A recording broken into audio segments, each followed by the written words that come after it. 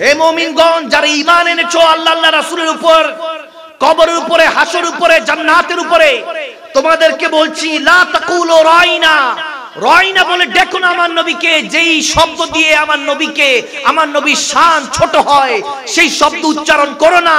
কখনো আমার নবীকে রাখাল বলে ডাকো না, আমার নবীকে বিশ্ব নবী বলে ডেকো না। আমার নবী যে একটা শুধু দুনিয়ার নবী না, তিনি আলিমুল গায়েব, যেই যা কিছু বানিয়েছেন, রব্বুল আলামিন, হোল ইউনিভার্স, কুল কায়নাত, যেনার নামে সৃষ্টি, যিনি সৃষ্টি করেছেন, সেই আলামিন, কুল কায়নাতের যিনি রাহমাতুল লিল আলামিন, রহমত নবী, সেই নবীকে কখনো একটা নাম দিয়ে ছোট করো না। নবীকে তোমরা কি বলবা, রব্বুল আলামিন নিজে শিখাচ্ছেন, কোন সাহাবী শিখাচ্ছেন না, আমার নবীও শিখাচ্ছেন না। নবীকে কিভাবে ডাকতে হবে স্বয়ং রব্বুল আলামিন ডাকছেন। সাহাবারা বললেন, ইয়া আল্লাহ, কিভাবে ডাকবো? আল্লাহ তাবারক ওয়া তাআলা বলতেছেন, ওয়াকুলু উনজুরনা, আমার নবীকে বলো, ওগো নবী, আমাদের দিকে তাকান, আপনার নিগাহে করম, আপনার নজরে পাক আমাদের উপরে দেন। এজন্য আমার আল্লাহ শিখিয়েছেন, বলো রাসূলে পাকে, ওগো নবী, একটা বার দয়ার নজর দেন। এজন্যই তো আমরা কাবলিওয়ালা নবী ডাকি, কখনো ইয়াসিন ওয়াল কুরআনিল হাকিম ইন্নাকা লামিনাল মুরসালিন এভাবে ডাকি, কখনো ডাকি ওয়াদুহা ওয়াল লাইলি ইযা সাজা মা ওয়াদ্দাআকা রাব্বুকা ওয়া মা ক্বালা ওয়ালাল আখিরাতু খায়রুল লাকা মিনাল উলা ওয়ালা সারফা ইউতিকা রাব্বুকা ফাতারদা। এভাবেই তো ডাকি, যোগো আল্লাহর হাবিব, আপনি হাসরের ময়দানে আপনি যতক্ষণ পর্যন্ত খুশি না হবেন, আল্লাহ বলেন গুনাহগার উম্মতকে জাহান্নাম থেকে আমি জান্নাতে দিতে থাকবো। নবী গো, আপনি যতক্ষণ পর্যন্ত খুশি না হবেন, একটা গুনাহগার বান্দাকে আমি জাহান্নামে রাখবো না। আপনি যাকে যাকে বলবেন, তাকে তাকে জাহান্নাম থেকে বের করে আমি জান্নাতে দিতে থাকবো।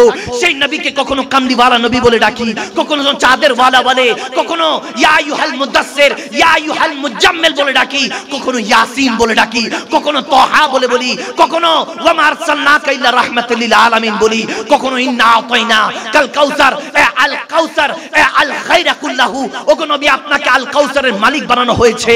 এভাবে ডাকি। ডাকার যখন শেষ থাকে না, তখন ইয়া রাসূলুল্লাহ উনজুর হালানা, ইয়া হাবিবাল্লাহ ইসমা ক্বালানা, ওগো নবী, আমাদের দিকে তাকান, আল্লাহর ওয়াস্তে তাকান, আপনি তো সেই দয়াল নবী যার উসিলায় পার হব।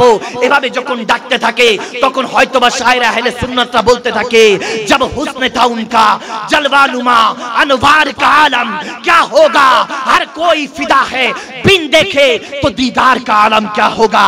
আরে না, যারা দেখে নাই, যারা দেখে নাই তারা এভাবে পাগল হয়, আর যারা দেখেছিল তারা শহীদ হয়েছেন, রক্ত দিয়ে গোসল করে ইসলামকে আমাদের পর্যন্ত উপহার দিয়েছেন।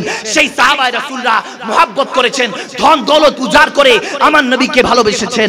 আর আমরা যারা দূর থেকে দেখি, তারাই তো বলি, না নবী হয়ে এই দুনিয়ায় না হয়েছি ফেরেশতা খোদার, হয়েছি গো নবী উম্মত আপনার, তার তরে শুকর হাজার বার, ঠিক না? আল্লাহ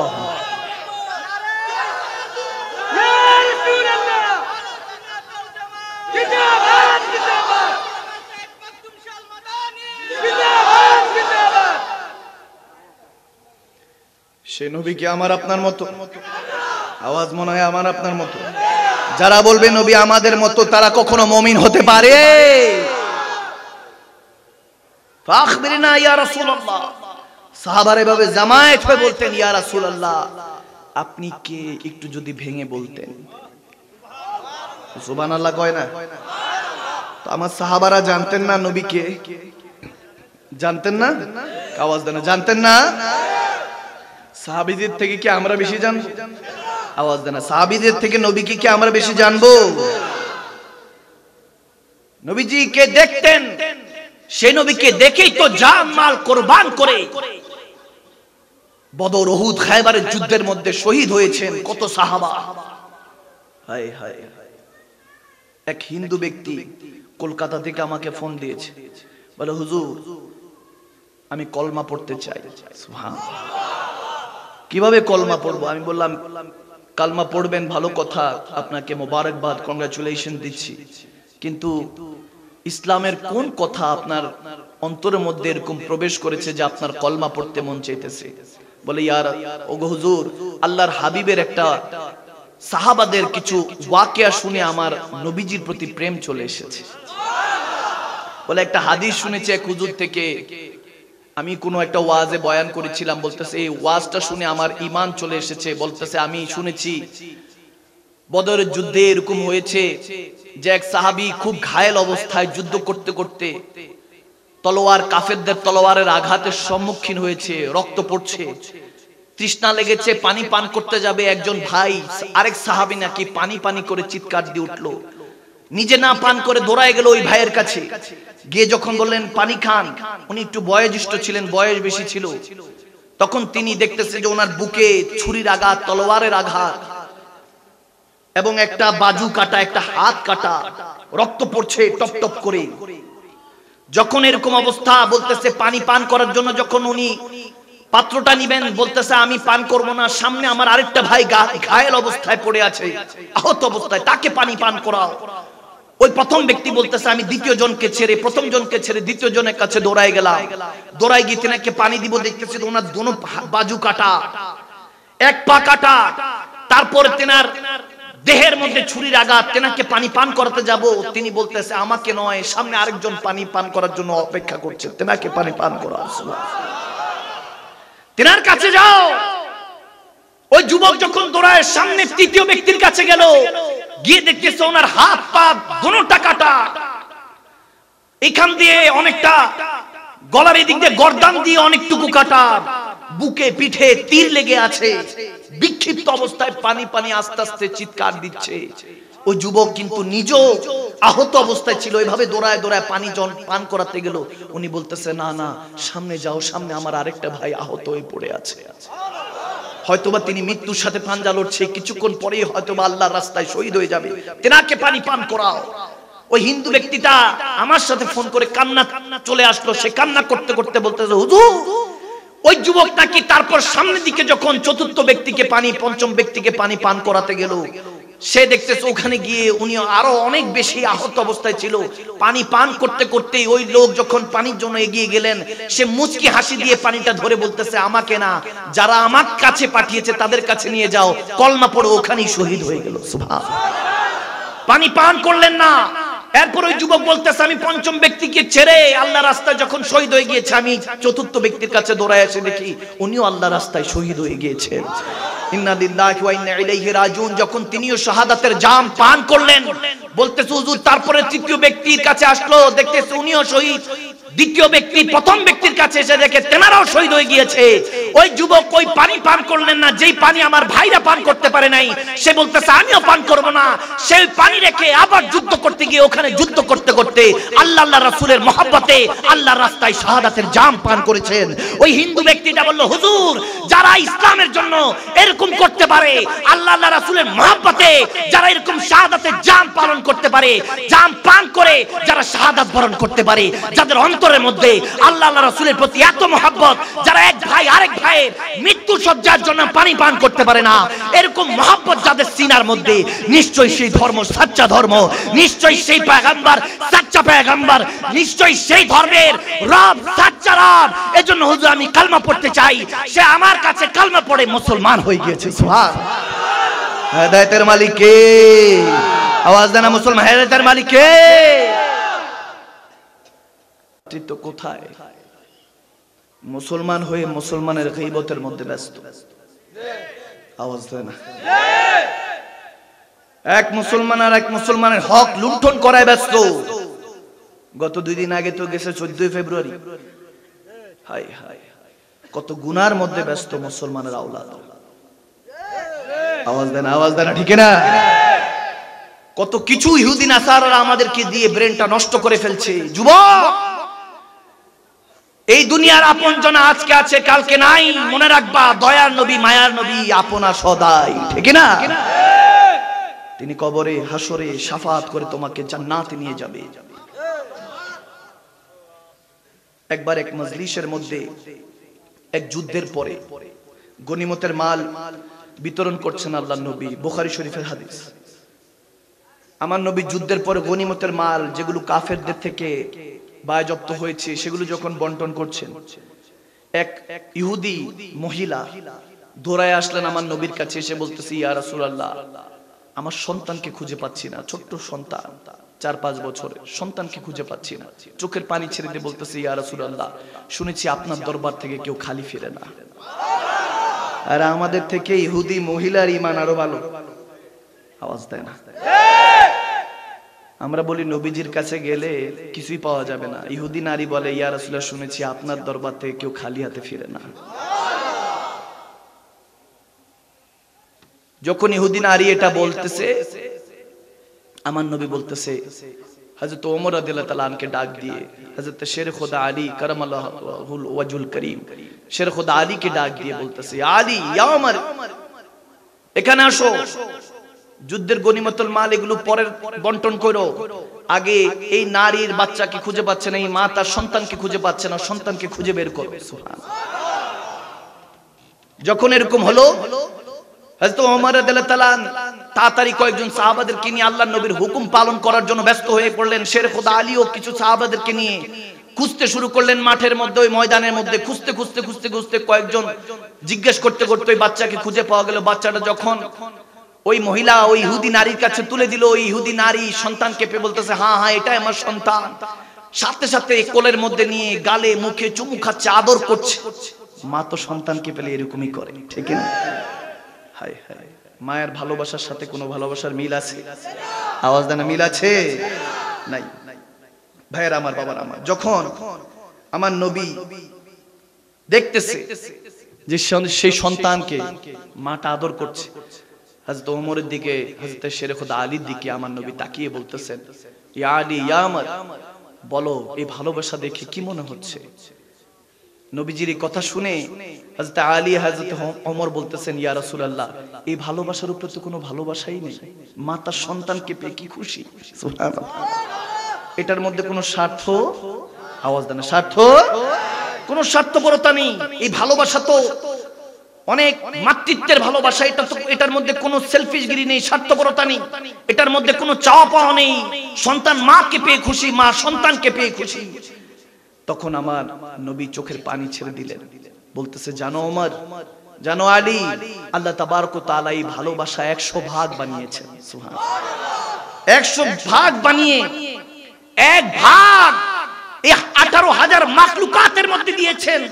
একটা পিপিলিকা থেকে শুরু করে, একটা ইঁদুর থেকে শুরু করে, একটা বিড়াল, একটা হরিণ, একটা বাঘ, একটা মানুষ, এমনকি সন্তান তার মা বাবাকে, মা বাবা তার সন্তানকে, স্বামী তার স্ত্রীকে, স্ত্রী তার স্বামীকে, ভাই তার বোনকে, বোন তার ভাইকে, এভাবে যত বন্ধু তার বন্ধুকে, যত রকম ভালোবাসা দুনিয়াতে দেখা যায়।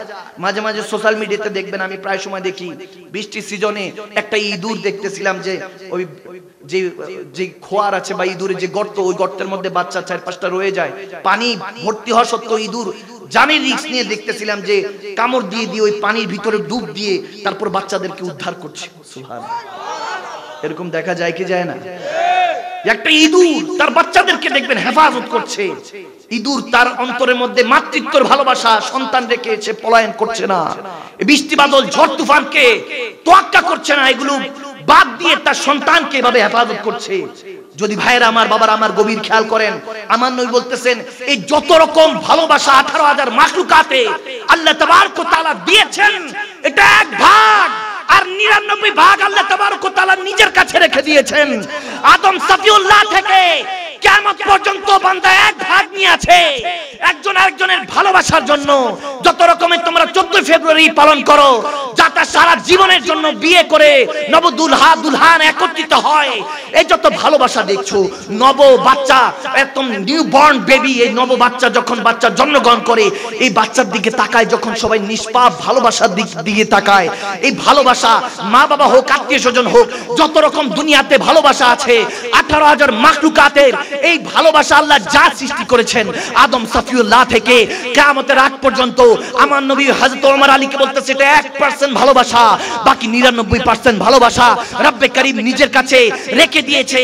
কিন্তু ওমর আলী শুনো, যখন তুমি সিজদায় যাও, আল্লাহ দুইটা অবস্থায় ওই 99 ভাগ ভালোবাসা দিয়ে বান্দার দিকে তাকায়। যখন বান্দা সিজদায় যায়, চোখের পানি ছেড়ে সুবহান রাব্বিল আলা বলে চোখের পানি ছেড়ে রব্বে করিমের কাছে কান্না করে, করে যখন হাত তুলে আল্লাহর কাছে বলে আল্লাহ তুমি ছাড়া আমার কেউ নাই বাঁচাবার, যখন এইভাবে কাঁদতে থাকে আল্লাহ ওই দুই নজরে কেরাম দিয়ে ওই 99 ভাগ ভালোবাসা দিয়ে বান্দার দিকে তাকায়, বান্দার দিকে তাকায় যে বান্দা যখন হাত তুলেছে সিজদা উপনতি হয়ে গিয়েছে, আকিমুস সালাত আলি যিকরি সিজদা যখন দিয়ে দিয়েছে আল্লাহ তখন ওই বান্দাকে বলে বান্দা এতদিন তো তুই আলাদা ছিলি, ওই 1 ভাগ ভালোবাসা নিয়েছিলি, আজকে আমি 99 ভাগ ভালোবাসা দিয়ে তোর দিকে তাকালাম, তোর টেনশন ডিপ্রেশন দূর হয়ে যাবে, আজকে থেকে আমি ভালোবাসবো।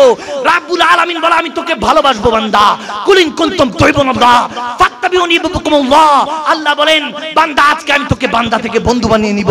ওই নবী বলতেছে যদি সেই রব্বে কারীম এই ভালোবাসা নিয়ে তাকায়, যদি মা তার সন্তানকে এত ভালোবাসে, সন্তান তার মাকে এত ভালোবাসে, তাহলে রব্বে কারীম তোমাকে কেমন ভালোবাসবে, আমাকে কেমন ভালোবাসবে। কেউ একজন জিজ্ঞেস করলো হুজুর আপনি বলেন আমাকে যদি হাসরের ময়দানে কাঠগড়ে দাঁড়াই আল্লাহ তাবারক ওয়া তাআলা যদি আমাকে জাহান্নামে নিক্ষেপ করে, আর ওই সময় যদি মায়ের কাছে সুপারিশ দেওয়া হয়, বাঁচানোর জন্য যদি ইহতিরাম দেওয়া হয়, যদি বাঁচানোর জন্য তেনাকে মাকে যদি সুপারিশের কান্ডারি বানানো হয়, বলেন তো মা কি জাহান্নামে পাঠাবে সন্তানকে নাকি জান্নাতে? আমি বললাম কেন নয়, মাই তো জান্নাতে পাঠাবে, মা তো চাইবে না তার সন্তান জাহান্নামে যাক। তাহলে বললাম তাহলে তুমি কেন এত পেরেশান হচ্ছ? তিনি তো মার থেকেও বেশি ভালোবাসে, মার থেকেও বেশি ভালোবাসে। মায়ের পেটে যখন ছিলাম 9 মাস 10 দিন 10 মাস 10 দিন তখনও তো আমার মা অতটা ভালোবাসে নাই। একদিন 1 মিনিটের জন্য পানির মধ্যে ডুব দিয়ে দেখেন 1 মিনিট থাকতে পারবেন না বান্দা। আর আপনি এই পেটের মধ্যে মায়ের পেটে 9 মাস 10 দিন ওই পানির থলের মধ্যে ডুব দিয়েছিলেন, সেই সময় যিনি আপনাকে বাঁচিয়ে রেখেছেন, সেই সময় যিনি আপনার খেয়াল রেখেছেন, সেই সময় যিনি আপনার রিজিক দিয়েছেন, তিনি যেমনি ভাবে মায়ের পেটে আপনাকে হেফাজত করেছে, কসম করে আমি মাকদুম শাহ মাদানী বলে দিয়ে যাচ্ছি, যার কবজায় আমার রূহ আছে, যিনি চাইলে আজরাইল আলাইহিস সালামকে পাঠিয়ে এই মুহূর্তে আমার রূহ কবজ করতে পারেন, সেই রব্বে কারীমের কসম করে বলছি আপনি সেই রবের হয়ে যান। মাল্লাহুল মাওলা ফালাহুল কুল্লু, একবার আল্লাহর হয়ে যান। তিনি আপনাকে যদি মা আপনাকে সুপারিশ করে জান্নাত দিতে চায়, সেই রব্বে কারীম আপনাকে কেমনে জাহান্নামে ফেলবে? আপনি সেই রবের হয়ে যান, তিনি আপনাকে জাহান্নামে থেকে জান্নাতি বানিয়ে দিবে। মাল্লাহুল মাওলা ফালাহুল কুল্লু, সেই রবের হয়ে যাও। সেই রবের হয়ে গেলে সারা দুনিয়া তোমার গোলাম হয়ে যাবে। সুবহানাল্লাহ। আল্লাহ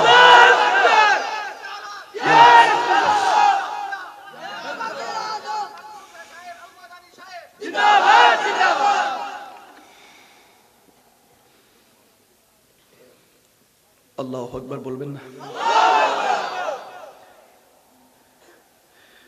সেই রবের প্রতি মহব্বত রাখার দরকার আছে কি নাই? দুই হাত তুলে দিয়ে আল্লাহকে দেখি, আল্লাহর পথে চলবো ইনশাআল্লাহ। আমরা নামাজকে বলবো না কাজ আছে, কাজকে বলবো আমার নামাজ আছে। আল্লাহ কবুল করুন। আল্লাহ যারা হাত তুলেছে প্রত্যেকের ওয়াদার মধ্যে বরকত দান করুন। আমি এমনও বলি ফরিদগঞ্জ বদরপুর এটা আমার শহর। আলহামদুলিল্লাহ বলবেন? আলহামদুলিল্লাহ। এই শহরটা আমার শহর। আমার বিশ্বাস আমার যুবক ভাই বাবারা যদি আমি গুনাহগার ডাক দেই, আল্লাহ আল্লাহ রাসূলের জন্য জান দিতে প্রস্তুত আছে। এই যুবক আছো আছো আছো, দুই হাত তুলে দিয়ে আল্লাহকে দেখে আছো তো ইনশাআল্লাহ।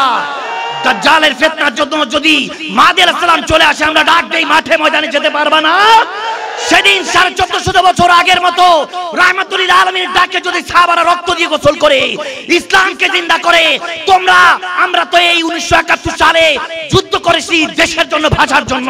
মুসলমান বাঙালিরা দেশের ভাষার জন্য যদি এতটুকু করতে পারে, আল্লাহ আল্লাহ রাসূলের জন্য আমরা জান দিতে রাজি আছি কিনা? এই মুসলমান রক্ত দিয়ে গোসল করে হলো ইসলামকে জিন্দা করবে ইনশাআল্লাহ। আহলে সুন্নাত ওয়াল জামাত বাইতে রাসূলকে জিন্দা করবে ইনশাআল্লাহ। দুই হাত তুলে দিয়ে বলো আল্লাহু আকবার, আর চিল্লায় বলো ইয়া রাসূলুল্লাহ, বলো লাব্বাইক ইয়া রাসূলুল্লাহ, বলো লাব্বাইক ইয়া রাসূলুল্লাহ। আল্লাহ কবুল করুন। আমিন। বেশি ওয়াজ করব না। কি কষ্ট হচ্ছে বাবা? মনে কষ্ট হচ্ছে না? ঘুম টুম পাইতেছি নি বাবা? নাকি শয়তান মনে আগামী 1 বছর আর আসবেন ইনশাআল্লাহ? ইমানের ব্যাটারি চার্জ হইছে নি? আমার তো মন চাই একটু সারা রাতে চালাই, না ফজর পর্যন্ত করবো নাকি? না না, এগুলো ফার্মপট্টি আমি জানি রে বাবা, এগুলো দিস না বাবা, আমি এমনি শেষ, শরীর খুব অসুস্থ। আমার আসার কথা, আনি সাদাত শামীম বাবু ওদের সাথে কথা হচ্ছিল, আসার কথা বাদে মাগরিব, কিন্তু অনেক শরীরটা খারাপ, প্রতিদিনই তো সবার কাছে যেতে হয়, দায়িত্ব, এটার উপর দায়িত্ব তো আর কিছু নেই, ঠিক না? ইসলামের দায়ী হয়ে যেতে হবে। শুধু আমি ওয়াজ করতেছি, খেতাব করতেছি, তাফসির করতেছি, এটা শুনলে হবে না, প্রত্যেকে আমরা ইসলামের খাদেম হয়ে যেতে হবে। আওয়াজ দেন ঠিক না? সবাই খাদেম হয়ে যেতে হবে। আমরা তো সবাই নবীর উম্মত, দায়িত্ব বড়, ঠিক না? ইহুদি নাসারারা তো আমাদের জেনারেশন, তারপরও গ্রামগঞ্জে এখনো ভাই বাবারা অনেক ভালো আছে। ওই বেশি থেকে বেশি টিকটক করে আর কি, বেশি কিছু তো না, টিকটক করে, এটি আবার মুরব্বীরা বুঝবে না, তো এগুলো করে।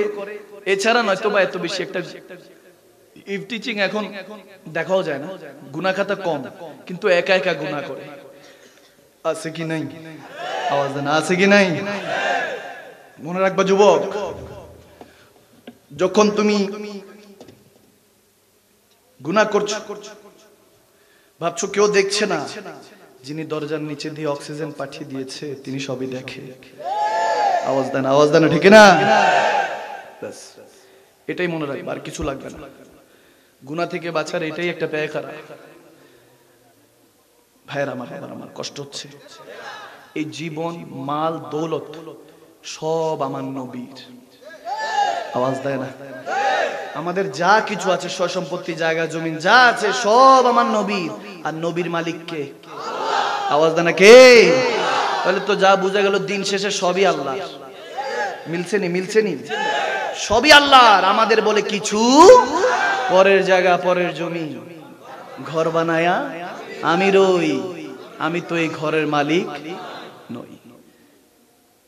পরের জায়গা, আপনি আমি পরের জায়গা নিয়ে মারামারি, ভাই ভাইকে চিনি না, বন্ধু বন্ধুকে চিনি না, চাচা ভাতিজা, মামা ভাগিনা, মারামারি আছে কি নেই? দেখবেন ছোট থেকে সব ভালো, কিন্তু বড় হলেই সব সমস্যা। যখন দুনিয়া চিনে যায়, রঙিন চশমা পড়ে। আওয়াজ দেন। রঙিন চশমা লাগানোর পর তখন তো আর কোনো কিছু ব্ল্যাক এন্ড হোয়াইট মনে হয় না, সাদা কালো মনে হয় না, ঠিক না? তখন সবই মনে হয় রঙিন, তখন সাদা সাদা কালা কালা থাকে না, ঠিক না? ভাইরা আমার, বাবারা, সব আল্লাহ রাসূলের। একটা হাদিস দিয়ে আমি শেষের দিকে চলে যাব। আমি জানি আপনাদের অনেকের কষ্ট লাগছে, খারাপ লাগছে। আমাকে এমনি তো বলছে যে হুজুর ঘন্টাখানেক করলে হবে, আমি তো এই দিকটা খেয়ালও করি না, কোন দিকটা 1.5 ঘন্টা হয়ে গেল। আপনারা টের পাইছেন? আমার কাছে মনে হয়েছে, আমি ভাবছি হয়তো 10 মিনিট হয়েছে, মাত্র শুরু করছি। আমার কাছে এরকম মনে হয়েছে, কোন দিক দিয়ে 1.5 ঘন্টা পার হয়ে গেছে, আমিও টের পাইনি। আপনারা টের পাইছে? আওয়াজ দেন, টের পাইছে? আমি আপনাদেরকে বলছিলাম ঘন্টা 1.5 ওয়াজ করবো, এরপরে ছেড়ে দিব। আমার কথা অনুযায়ী আমি ছেড়ে দিলে তো চলে, আপনাদের তো কষ্ট হবে না? না চলবে? আওয়াজ দেন, চলবে? আওয়াজ সবার পাইতেছি না। পিছনে যারা দাঁড়ায় আছে, আওয়াজ আসতেছে না, মনে হয় হুজুর দাঁড়ায় আছি, কষ্ট হচ্ছে। চলবে নি? পিছনের ভাই বাবারা যারা দাঁড়িয়ে আছে, বসে আছে, চলবে? পাম্পট্টি না তো বাবা? না হুজুর আপনি বলছেন একটা ফর্মালিটিস, মেহমান মানুষ, আপনারা কি আর না বলতে পারিনি, এরকম না তো? মন থেকে বলতেছো তো? যুবক বলা যাচ্ছে? আল্লাহ কবুল করুক, আমিন বলেন। আল্লাহ রাসূলের এই জীবন, যৌবন, ধন, মাল, দৌলত যা আছে সব আল্লাহ রাসূল। নিজের বলে কখনো কিছু মনে করবেন না। আমার নবীর দরবার, বুখারী মুসলিম শরীফের মুত্তাফাক আলাইহি হাদিস দিচ্ছি, একদম একসাথে রওয়ায়াত করা, হাযা হাদিসুন সহিহ। গভীর খেয়াল। আমার নবীর দরবারে এক সাহাবী দৌড়ায় আসলেন, গরীব ছিলেন, গরীব মাসাকিন ছিলেন, তেমন দিন এনে দিন খেতেন। এরকম অনেক উম্মত আছে কি নেই? আওয়াজ দেন, আছে কি নেই? যাদের অঢেল টাকা, তাদের কাছে যদি আপনি জিজ্ঞেস করেন সুখ কি, তারা বর্ণনা দিতে পারবে না, ঠিক কি না? যারা দিন এনে দিন খায়, তাদের কাছে জিজ্ঞেস করুন। যারা রিক্সা চালায়, ভ্যান গাড়ি চালায়, ঠেলা গাড়ি চালায়, কিংবা ডাস্টবিন পরিষ্কার করে, বিভিন্ন আনুষঙ্গিক কাজ করে, কোন রকম দিন এনে দিন খায়, তাদের কাছে জিজ্ঞেস করুন জীবনটা কেমন। তারা বলবে যখন কষ্ট করে এক বেলা রিজিক, হালাল রিজিকটা খাই, তখনই শান্তি পায়, ঠিক কিনা? সুবহানাল্লাহ কোন? সুবহানাল্লাহ বলুন। এজন্য আমাদের সমস্যা কি জানেন? আমরা সুখের তালাশে প্রতিদিন বের হই ঠিকই, কিন্তু দুঃখ কিনে ঘরে ফিরি। আওয়াজ দেয় না। সুখের তালাশে প্রতিদিন বের হই ঘর থেকে, কিন্তু দুঃখ কিনে ঘরে ফিরি। তারপরে দেখবেন ঘরে বসে বসে চিন্তা করে ছোটবেলাটাই ভালো ছিল। আওয়াজ দেয় না। চিন্তা করে ছোটবেলায় ভালো ছিল, বড় যত হইতেছি দিন তত উন্নতি নয় অবনতি হচ্ছে, তত খারাপ। যার সাথে রিলেশন হয় কত সম্পর্ক ভালো, কিন্তু দিন শেষে সেও স্বার্থপর। আওয়াজ দেয় না। সব স্বার্থপর। ওই যতক্ষণ আপনাকে ভালোবাসে, যতক্ষণ আপনার টাকা আছে পয়সা আছে, আপনি বড় নেতা, আপনার কথায় দুনিয়া চলে, আপনি সুদ খান না ঘুষ খান দেখার সময় নাই। মসনদ দেয় না তোমাকে বসাবে, কারণ টাইলসের টাকাটা মসজিদের তিনি দিবে। আওয়াজ দেয় না। আল হক কুমরুন, এখন হক কথা বলবো অনেকে তিতা লাগবে, ঠিক কিনা? এই সুদখোর ঘুষখোর আছে কি নাই? এরকম যারা সুদ ঘুষ খায়, যারা বেনামাজি চলে, বোমা মারলে সূরা ফাতিহা তেলাওয়াত করতে পারবে না, তাকে যদি নেতা বানান, কখনো দেশের মধ্যে এলাকার মধ্যে রহমত আসবে না। যার টাকায় আপনি টাইলস এসি ফ্যান কিনতে চাচ্ছেন, মসজিদ নির্মাণ করতে চাচ্ছেন, ওই মসজিদে যতই সেজদা দেন আল্লাহ কবুল করবে না। আপনি যদি ওই ফজরের আযানের আগে যে ব্যক্তিটা ওযু করে হাইয়া আলাস সালাহ হাইয়া আলাল ফালাহ বলার আগে মসজিদে চলে যায় আল্লাহর ডাকে সাড়া দিতে, তাকে নেতা বানালে দেখবেন দেশও শান্তি আসবে, এলাকার মধ্যে রহমত বরকত আসবে। দুই হাত তুলে বলতে হবে মুসলমান, ঠিক কিনা বলো? কষ্ট হইছে? কিছুদের আগুন লাগবে, লাগুক। আওয়াজ দেয় না মুসলমান? এই যুবক ইয়ংস্টাররা তোমরা আছো, আমার সাথে আছো? মুরব্বীরা কয় হুজুর খালি যুবক গরেই কইতাছে, আমারে কয় না। যুবকরা মনে মনে শক্তিশালী, আর বৃদ্ধ বাবারা হলেন ঈমানের দিক দিয়ে শক্তিশালী। যেমন ছোটবেলায় সে আল্লাহ রাসূলের শরবত পান করছে, বিদায় তো এখনো বসে আছে, ঠিক না? তো ভাইরা আমার, আমি যেটা বলছিলাম, আমার নবীর একজন গরীব মাসাকিন, একদম দিন এনে দিন খায় এরকম একজন সাহাবী আমার নবীর কাছে আসলেন, ইয়া রাসূলুল্লাহ আমার মেয়েকে বিয়ে দিব, আমার মেয়েকে বিয়ে দিব, কিন্তু আর্থিকভাবে আমি সচ্ছল না, খুব গরীব, ইয়া রাসূলুল্লাহ কি করতে পারি, একটু যদি সহযোগিতা করতেন। এরকম এলাকার মধ্যে আছে কি নাই? অনেক মেয়েরা টাকা পয়সার জন্য বিয়ে দিতে পারছে না বাবা, এরকম আছে না? তাদেরকে সহযোগিতার দরকার আছে না? আল্লাহ কবুল করুক, আমিন বলে। তো যখন এরকম বললেন আল্লাহর হাবিব বললেন, ঠিক আছে সমস্যা নাই, ডোন্ট ওয়ারি, প্রবলেম নেই, আমি যেদিকে নবী মুস্তাফা আছি টেনশনের কোনো দরকার নেই। যাও অমুক রাস্তা দিয়ে যাও, কয়েকটা বাড়ি পার হলে অমুক ঘরে দেখবা একটা আলিশান ঘর আছে, ওই ঘরের মালিককে গিয়ে বলবা আমি নবী মুস্তাফা পাঠিয়েছি, যা টাকা চাইবা তাই দিয়ে দিবে। সুবহানাল্লাহ বলেন না? যখন ওই গরীব সাহাবী তিনি যখন এভাবে পাড়ি দিয়ে ওই বাসায় পৌঁছালেন, দেখতেছেন ওই ঘরের মালিক তার খাদেমকে বকা দিচ্ছে, শাসন করছে, বলতেছে এই কপির মধ্যে তুমি এত তেল ইউজ কেন করেছো চেরাগের মধ্যে? চেরাগ কপি চিনেন না? আগের দিনে তেলের মাধ্যমে ইউজ করা হতো, ঠিক না? এখন তো আর এগুলো দেখা যায় না, এখন মোমবাতি আছে, লাইট আছে। তো সেই জামানায় চেরাগ ব্যবস্থা করা হতো, চেরাগ রাতের বেলা জ্বালানো হতো। তো চেরাগের মধ্যে তেল বেশি ঢালছে খাদেম, এজন্য ওই বাড়ির মালিক চিল্লাইতেছে, যার কাছে আল্লাহর নবী পাঠাইছে। সুবহানাল্লাহ। চিন্তা করতেছে কার কাছে আসলাম, তেলের জন্য যেই বকা, উনি কি দিবে আমাকে দেখা, ঠিক না? উনি কি আমার সাথে দেখা দিবে, কি কথা বলবে, কি সহযোগিতা করবে? টেনশনে পড়ে গেল, কিছুক্ষণ পায়চারি করলো উঠানের মধ্যে। আর পরে দেখতেছে খাবার খেতে উনি বসছে, এখন আবার চিল্লাচ্ছে, চিৎকার দিচ্ছে, চেঁচামেচি করছে, এই খাদেম খাবারের মধ্যে এত লবণ দিছো কেন? কিছু লবণ বাঁচালে তো আগামী কালকে ইউজ করা যেত, তেলের মধ্যে ইচ্ছা মতো তেল চেরাগের মধ্যে ঢেলেছো, কিছু বাঁচালে তো আগামী কালকে ইউজ করা যেত, ব্যবহার করা যেত।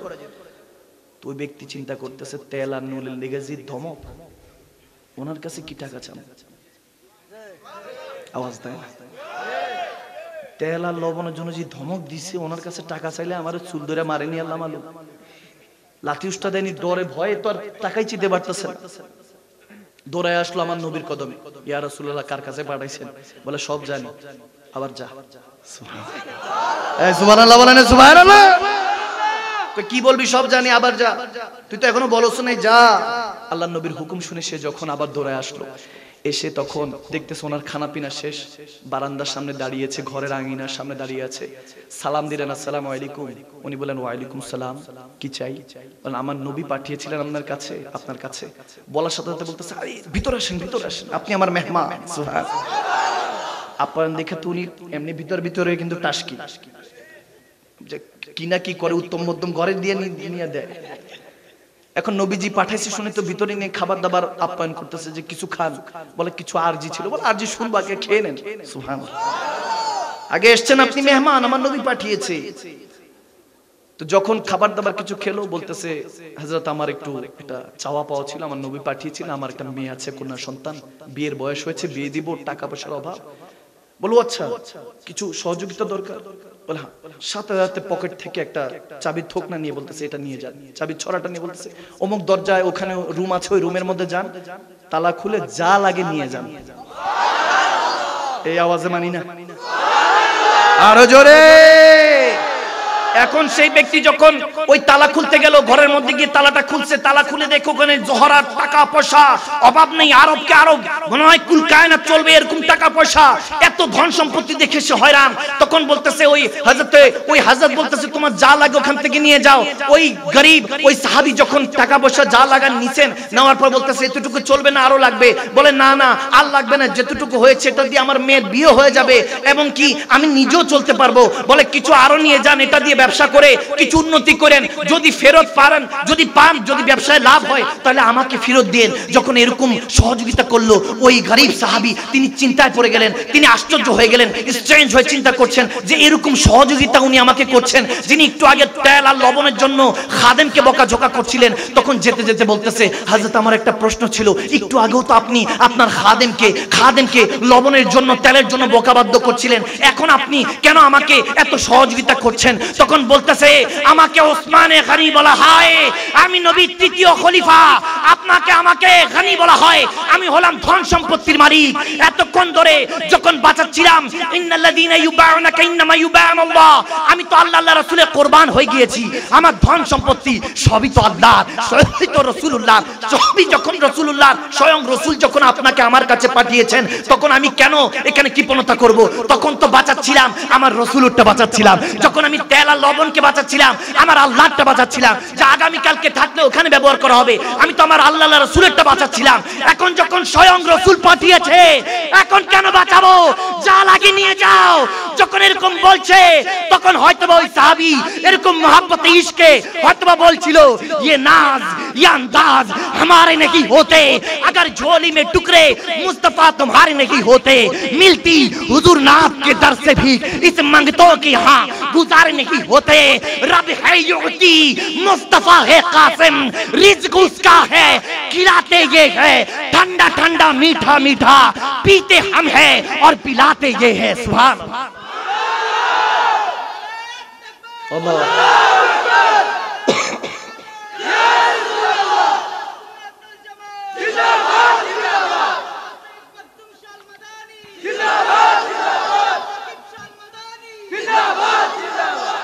মারহাবা বলবেন না?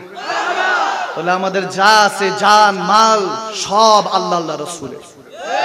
যেহেতু আল্লাহ রাসূলের, তাহলে এই দুনিয়াদারি জিনিস নিয়ে ঝগড়া করা যাবে, মনে থাকবে ইনশাআল্লাহ। এরপর যদি কেউ কিছু বলে মাফ করে দিবে, ঠিক আছে?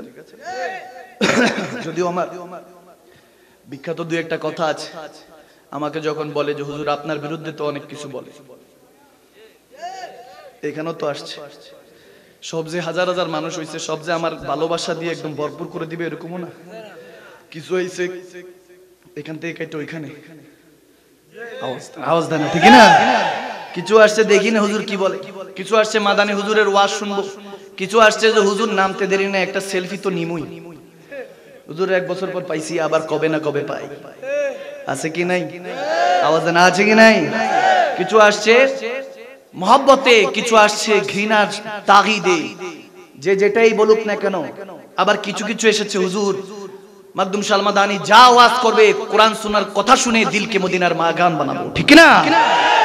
এই সংখ্যা আসেনি বাবারা? আছে আছে। তো আমাকে অনেকে বলে হুজুর আপনাকে অনেক কিছু বলে, আপনার কষ্ট হয় না, আফসোস হয় না?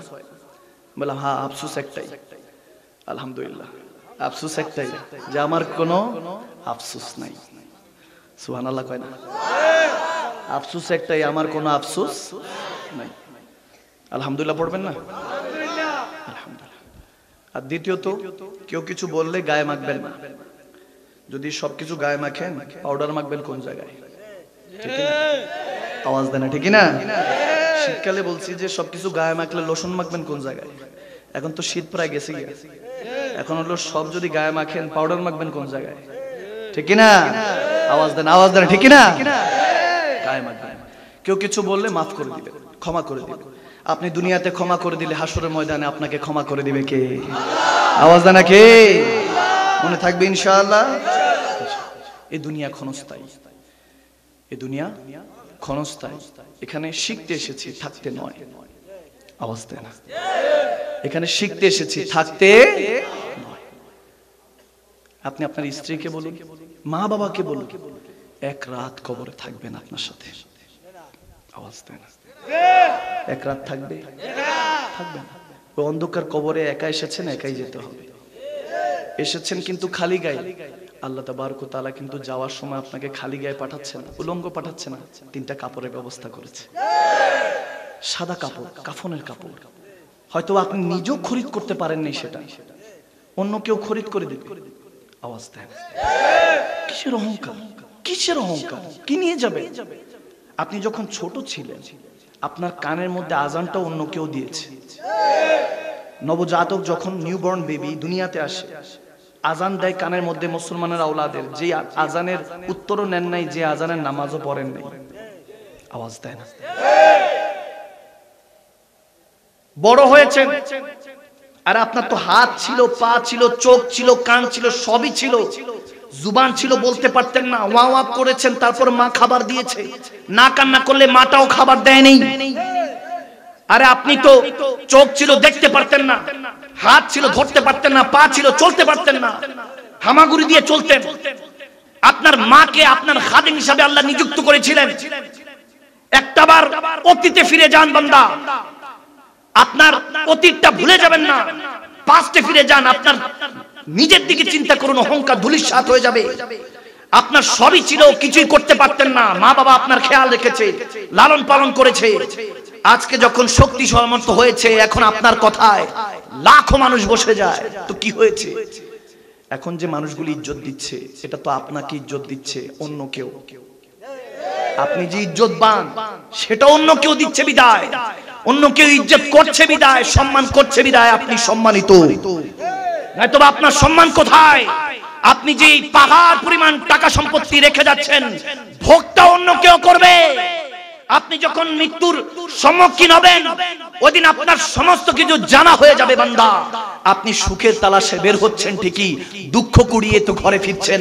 সুখটা তো কিনে ঘরে ফিরতে পারছেন না, সুখ তালাশ করতেছেন এই আসফালা সাফিলিনের মধ্যে। এই সবচেয়ে নিকৃষ্ট যে জায়গা বলা হয়েছে এই দুনিয়ার মধ্যে, আপনি সুখ তালাশ করছেন। অথচ আল্লাহ তাবারক ওয়া তাআলা আহসানি তাকওয়িম, আপনাকে কত সুন্দর করে সৃষ্টি করেছে, ওগুলো ভুলে গিয়েছেন।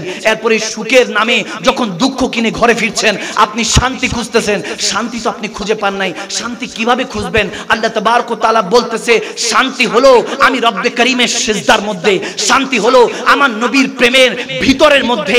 তুমি আমার নবীর প্রেমে পড়ো নাই, আমার সিজদা উপনতি হয় নাই, তুমি কিভাবে শান্তি খুঁজে পাবা? তারপর আপনি যখন এই দুনিয়াদারি ত্যাগ করে আপনি যখন পরপারের উদ্দেশ্যে যাচ্ছেন, এখনো চেহারাটা খোলা আছে বান্দা, আসতে মন চায় না আপনার আসতে মন চায় না, কিন্তু কাফনের কাপড় পেঁচিয়ে লজ্জায় ভয়ে আল্লাহ তাবারক ওয়া তাআলার দরবারে আপনাকে যেতেই হবে। আপনি চান কিংবা না চান, যেতেই হবে। দেখেন আপনার পরিণতি। আপনি এখন যখন উলঙ্গ অবস্থা আপনাকে গোসল দিচ্ছে, আপনাকে কাফনে কাপড় পরানো হচ্ছে, আল্লাহ বলতেছে উল্টায় পাল্টায় গোসল দাও। ওই দিন বান্দা আপনার কিছুই করার নেই, গোসলটা অন্য কেউ দেওয়াচ্ছে। আজকে এই দেহ ধরতে কাউকে দিচ্ছেন না, ওই দিন যখন আপনার ধরবে দেহ, ওই দিন কিছুই বলতে পারবেন না, লাশ হয়ে আছেন। আজকে আর বলার কওয়ার কিছু নেই। আজকে কোথায় গেল আপনার অহংকার? পরিণতি দেখুন, যে দুনিয়ার মধ্যে অহংকার করে ফিরছেন, মনের মধ্যে প্রশান্তি নিয়ে ফিরছেন না। আজকে চিন্তা করুন, যখন কাফন কাফনের কাপড় পরে আপনাকে আস্তে আস্তে করে মাঠের মধ্যে না হবে জানাজার জন্য। দেখুন যাদের কাঁধে কাঁধ মিলিয়ে নামাজ আদায় করতেন, ঈদুল ফিতর, ঈদুল আজহা থেকে শুরু করে তারাবির নামাজ থেকে শুরু করে 5 ওয়াক্ত নামাজে মাঝে মাঝে যাদের সাথে কাতারবন্দি হয়ে নামাজ পড়তেন, সেই মুসল্লিদের সামনে আপনাকে রাখা হয়েছে। ইজ্জত দেখুন কত ইজ্জত আল্লাহ করছে।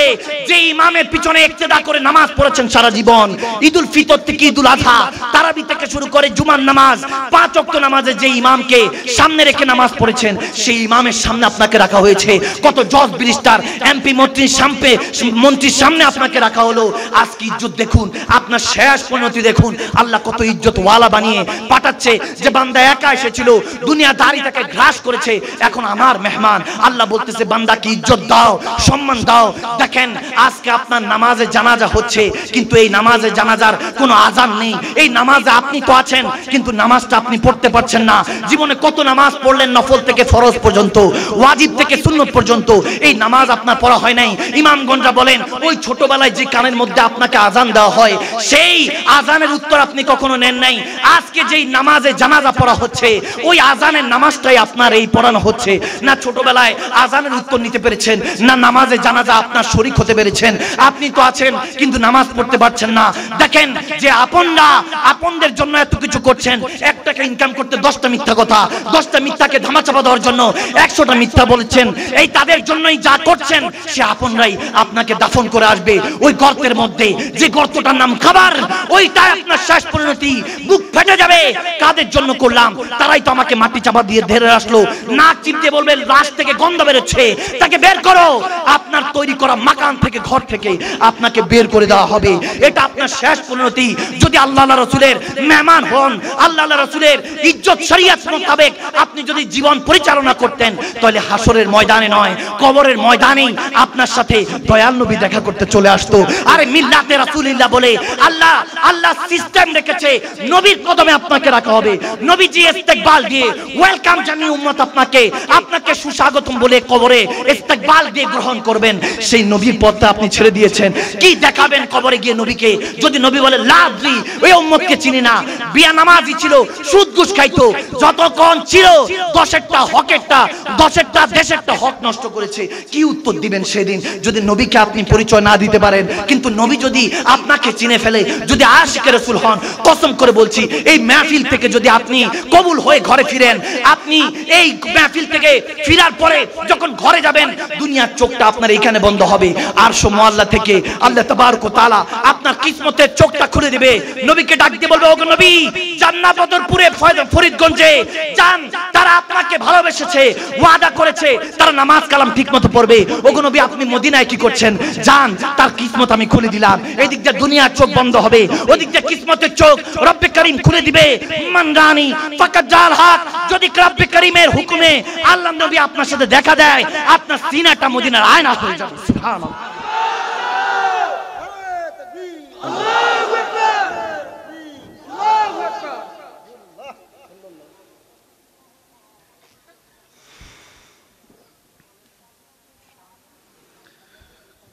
কষ্ট হচ্ছে,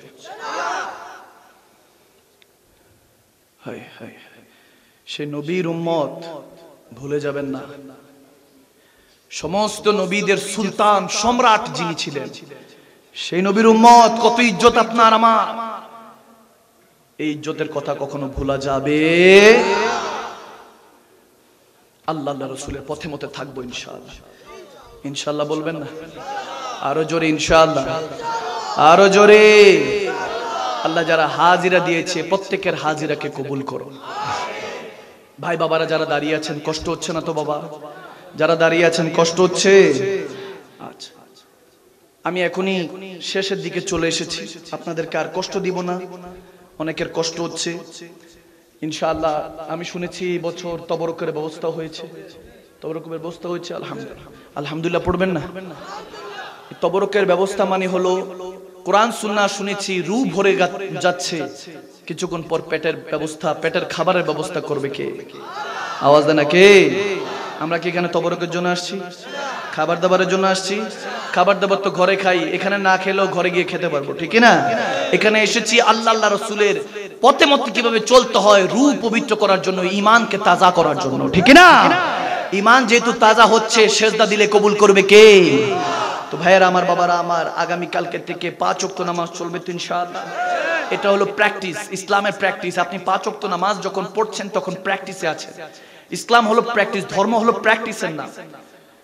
প্র্যাকটিস না করলে মিনিমাম পারফেক্ট জায়গার মধ্যে আপনি পৌঁছাতে পারবেন না। এজন্য প্র্যাকটিস করতে হবে, করবেন, চেষ্টা করবেন। যতক্ষণ চেষ্টা করবেন ততক্ষণ। আমি একটা কথা বলি, অনেকে বলে যে একবার না পারলে দেখো শতবার, ঠিক কি না? আমি এই কথা বিশ্বাসী না। আমি বলি একবার না পারলে দেখো শতবার না, যে পারে সে একবারই পারে, আর যে পারে না সে লাখবার চেষ্টা করেও পারে না, ঠিক কি না? এজন্য প্রথমবারই নিয়ত বাঁধতে হবে যে আমি এখন থেকে চেষ্টা করব, ঠিক কি না? আর এই চেষ্টাটার নাম হলো সর্বোচ্চ চেষ্টা, ঠিক কি না? মাসালান আমি যদি ধরে আপনাকে বলি, আগে দেখবেন যে মেলা হতো এলাকার মধ্যে। মেলা হলে অনেকে পিস্তল নিয়ে আসতো, একটা ব্যক্তির উপরে হয়তোবা তরমুজ নয়তোবা বেলুন রাখতো। রাখার পরে দূর থেকে একজনে সই করত, বেলুনটা কিংবা ওই ফ্রুটস তরমুজটা ফুটো হতো। এরকম দেখা গেছে না অনেক? যদি এলাকায় না হয়, সোশ্যাল মিডিয়াতে তো দেখেছি আমরা। দূর থেকে একজন বন্দুক দিয়ে সই করে, যদি বন্দুকটা 19-20 হয় তাহলে মাথা ঠিক কপালের মধ্যে, মারাও যেতে পারে স্পট ডে, ঠিক না? এখন যে বন্দুক চালাচ্ছে সে যদি ওই মাথার উপরে যে বেলুন বা ধরেন তরমুজ রাখলো, তার কানে কানে গিয়ে যদি বলে তুই ভয় পাইস না, আমি 100% চেষ্টা করব, ওই থাকবো? আওয়াজ দেন, থাকবে? আওয়াজ দেন, থাকবে? জীবনও থাকবে না। বলবো 100% চেষ্টা কি? ওই তো আমার জান রিস্ক, তুই চেষ্টা করতে যাবি, আমি দেখতে ইন্না লিল্লাহ হয়ে যাবে, ঠিক না? সে নিশ্চিত, যে দাঁড়িয়ে আছে সেও নিশ্চিত, যে সই করবে সেও নিশ্চিত যে বুলেট তার মাথায় নয়, ওই বেলুন কিংবা তরমুজে পড়বে, ঠিক না? তাহলে 100% চেষ্টার পক্ষে আমি বিপক্ষে নই, কিন্তু 100% চেষ্টা এটা আমি মানি না। আমি বলি যে পারে সে একবারই পারে। আওয়াজ দেন, যে পারে সে একবারই পারে, যে পারে না সে লাখবার চেষ্টা করলেও পারে না। এজন্য চেষ্টা কোনটা করবে? আমি আজকে থেকেই পরিবর্তন হব ইনশাআল্লাহ, আল্লাহ চাইলে, ঠিক কি না? বলতে হবে আল্লাহ চাইলে। আমরা তো কই একবার না পারিলে দেখো শতবার। এরকম আছে কি নাই প্রবাদ? আবার কিছু কিছু প্রবাদ আছে বিসমিল্লাহ গলত, নাউজুবিল্লাহ পড়বেন না? আওয়াজ দেয় না, নাউজুবিল্লাহ পড়ে। বিসমিল্লাহ যেখানে আল্লাহর নাম চলে এসেছে সেখানে আবার কিসের গলত, ঠিক কি না? বিসমিল্লাহ আল্লাহর নামে শুরু যেখানে, ওখানে গলত থাকতে পারে? এগুলো আমাদের মধ্যে আছে। নামাজ টামাজ বলে কি বলেন? নাউজুবিল্লাহ পড়বেন না? নামাজ টামাজ পড়ছস নি? রোজা টোজা রাখছস নি? আওয়াজ দেয় না বাবারা? বুঝছে আপনাদের কষ্ট হচ্ছে, ঠিক আছে আজকে এখানে থাক ইনশাআল্লাহ। বাবা যায় তবরক নিয়ে, বাবাদের কষ্ট হচ্ছে, আওয়াজ দিতেছে না, আওয়াজ দেয় না, কিছু না। এখন আমি ওয়াজ করে কি হবে? পড়াইতেছি, মনোযোগ যদি স্টুডেন্টের না থাকে তাহলে পড়ায় লাভ কি? বুঝছে আপনাদের কষ্ট হচ্ছে, তাই তো? এখন যে না, এতক্ষণ যে আওয়াজ দিতে বলতেছি আওয়াজ দেন না। আমাকে দেখতে ভালো লাগছে না? কি দেখতে ভালো লাগছে না? আজকে খালি আমার সাথে প্রেম করবা, আর কারোর সাথে না। আওয়াজ দেয় না? খালি ভালো আমাকে বাসবা আল্লাহ রাসূলের সন্তুষ্টির জন্য, ঠিক না? আল্লাহ কবুল করুন। ভাইরা আমার, বাবারা আমার, এই জন্য বলছি চেষ্টা করবেন আল্লাহর উপর ভরসা রেখে। আর এইরকম যত রকম কথা আছে, নামাজ কালাম, রোজা কালাম, নট নামাজ টামাজ রোজা টোজা এগুলো বলা যাবে, বিসমিল্লাহতে গলত বলা যাবে, যেখানে আল্লাহর নাম চলে এসেছে ওখানে গলত থাকতে পারে। ক্লিয়ার কথা? কি কষ্ট হয়েছে বুঝাতে? আজকে সমাজ যদি পরিবর্তন না হয়, যতই কোরআন সুন্নাহর আলোচনা হোক, পরিবর্তন আসবে। আপনাকে you have to change yourself. আপনাকে আপনার নিজেকে পরিবর্তন করতে হবে, অন্য কেউ এসে পরিবর্তন করে দিয়ে যাবে না। আল্লাহ তাবারক ওয়া তাআলা আমাদেরকে সিরাতুল মুস্তাকিম আহলে সুন্নাত ওয়াল জামাতের পথে মতে কবুল করুন, আমিন বলেন। কিছু বলছেন যে হুজুর একটু কালাম হইলে ভালো হইতো। আরে বাবা, আচ্ছা এখন কালামের জন্য তো কিছু যুবক বসছে, হুজুর কালাম হইলে ভালো লাগতো। কি ওয়াজ করতেছি কষ্ট হচ্ছে বাবা, কিন্তু কালাম হইলে তো ভালো লাগে। যে সুর না হইলে কি আর জমে? ঘটনা তো এরকম, ঠিক না? সুর আল্লাহ হুজুর এরকমও আমার কাছে বলে, হুজুর সুর ছাড়া